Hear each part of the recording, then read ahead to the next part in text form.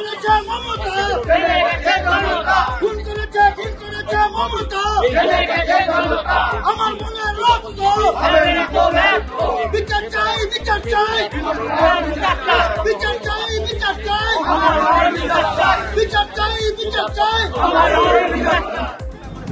তার উদাহরণ হয়েছে এই আমাদের মাননীয় মুখ্যমন্ত্রী যেদিন যতবেলায় বসে আছে তার নির্দেশে প্রত্যেকটা ডকুমেন্ট, প্রত্যেকটা আমাদের যেগুলো তদন্ত করতে এভিডেন্স লাগে প্রত্যেকটা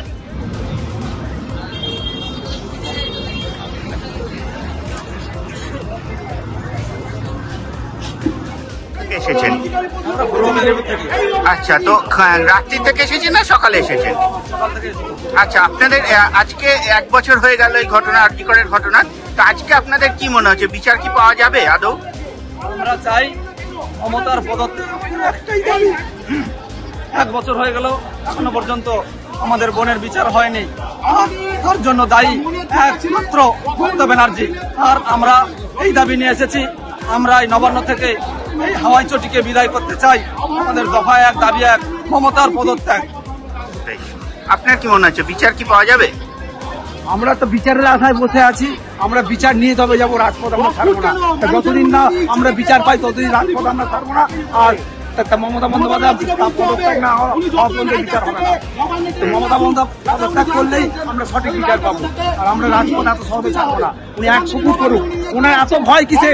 2টো খোলা চিঠি দেবে তো অভয়ের বাবা মা, তার তো সব হারিয়েছে।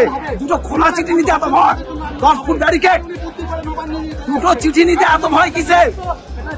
আমরা ভয় পাইনি, ভয় পেয়েছে উনি। একটা 10 ফুটের ব্যারিকেড, 20 ফুটের ব্যারিকেড তৈরি করেছে।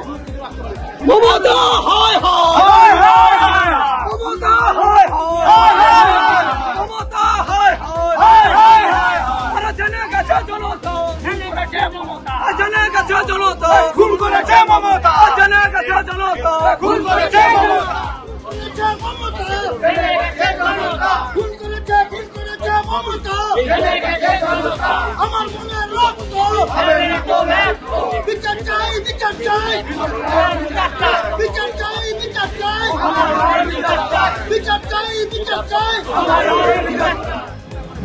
তার উদাহরণ হয়েছে এই আমাদের মাননীয় মুখ্যমন্ত্রী যেদিন যতবেলায় বসে আছে তার নির্দেশে প্রত্যেকটা ডকুমেন্ট, প্রত্যেকটা আমাদের যেগুলো তদন্ত করতে এভিডেন্স লাগে প্রত্যেকটা।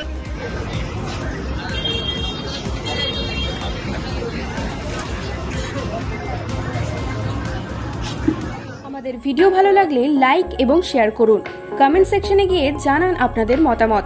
আরও ভিডিও পেতে আমাদের চ্যানেল সাবস্ক্রাইব করুন এবং প্রতি মুহূর্তে খবরের আপডেট পেতে প্রেস করুন বেল আইকন।